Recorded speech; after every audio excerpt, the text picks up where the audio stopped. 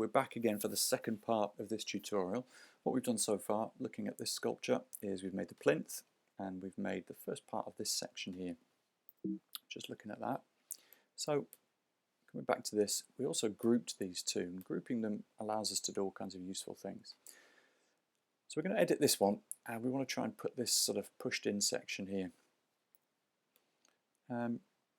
Doing that means that we need to double click on that shape first, and you can see that what's happened here is it's zoomed into it, and we can see that we're focusing on that, and all of the other stuff's greyed out.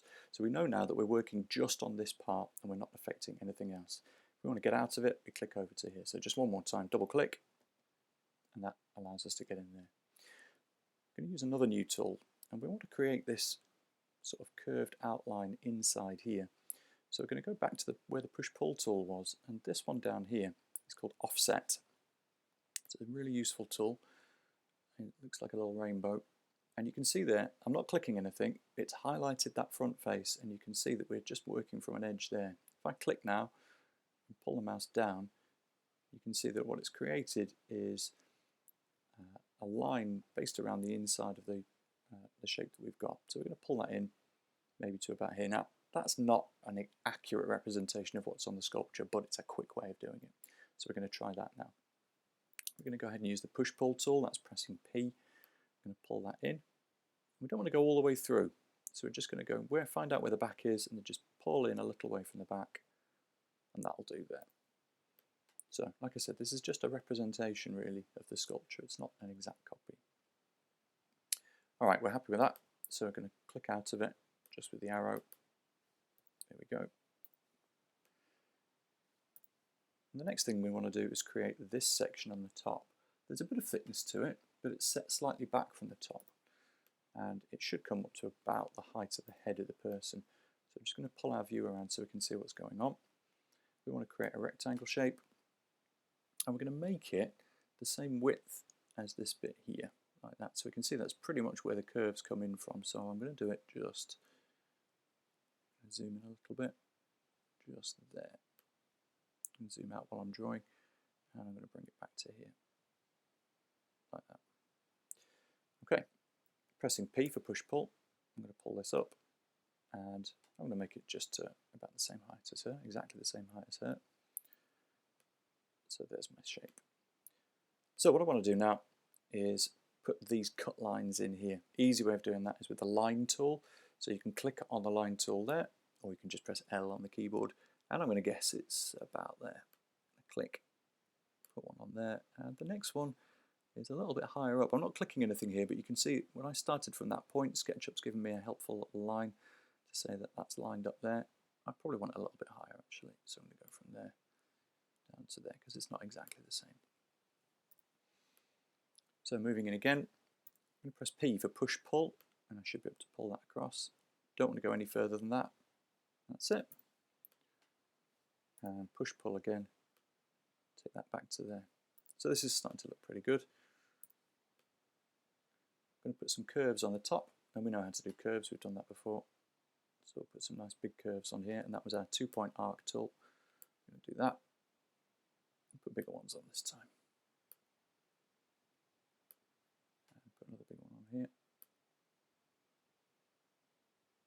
There we go, so we're just making sure that that's pink. Zoom out and move around a little bit so we can see what's going on. Okay. P for the push-pull tool again. Pulling that across, spin our view around. P for push-pull. There we go. Okay. So if we just come out and have a look at that, that's not looking too bad. It looks a bit like a petrol pump, but it's not looking too bad. You can see the proportions are not quite right. This little bit here is looking a little bit short compared to that, and this bit's looking a bit long, but we can fix that later. So we're going to go and put the hole through the middle now. So doing that means finding the circle tool. There's the circle tool, and we put that. It does look like it's right in the middle actually, so I'm going to find, there's the midpoint. I'm just going to come down from there. Again, I'm not clicking, I'm just moving the mouse until SketchUp finds the bit that I need.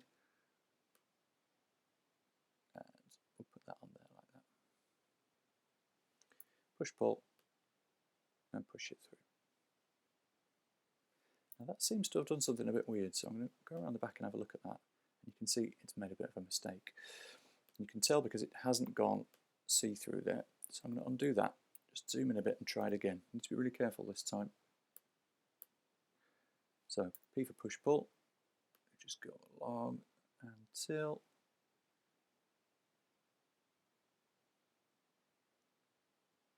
it just comes out of the edge. Okay, it's definitely not going to work today. So we'll just try putting that hole on again.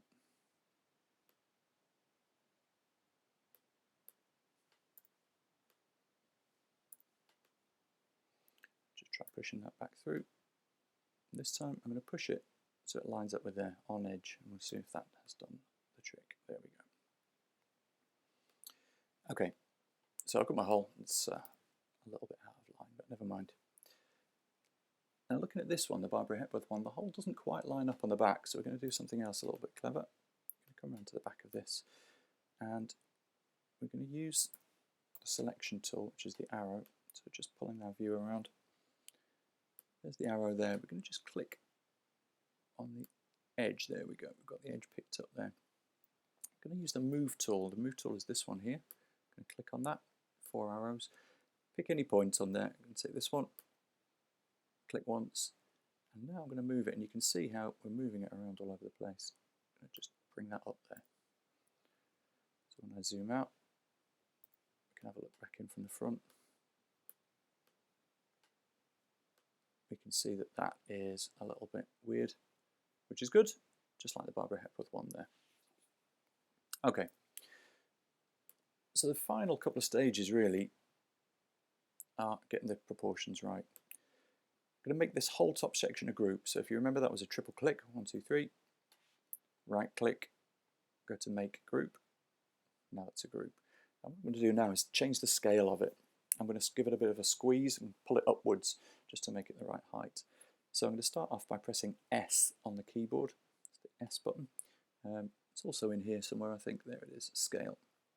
I'm going to press S, and you can see when you've pressed S, you get all of your little resizing tabs.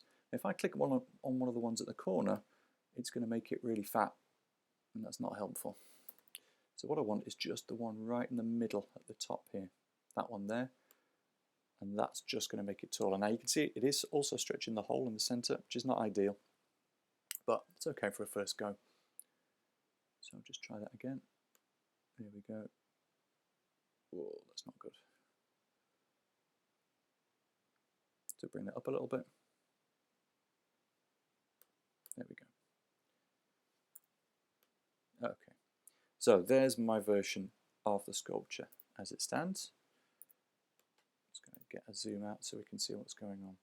So the next stage of this would be to add some colour to it, but for the moment I'm going to leave it there.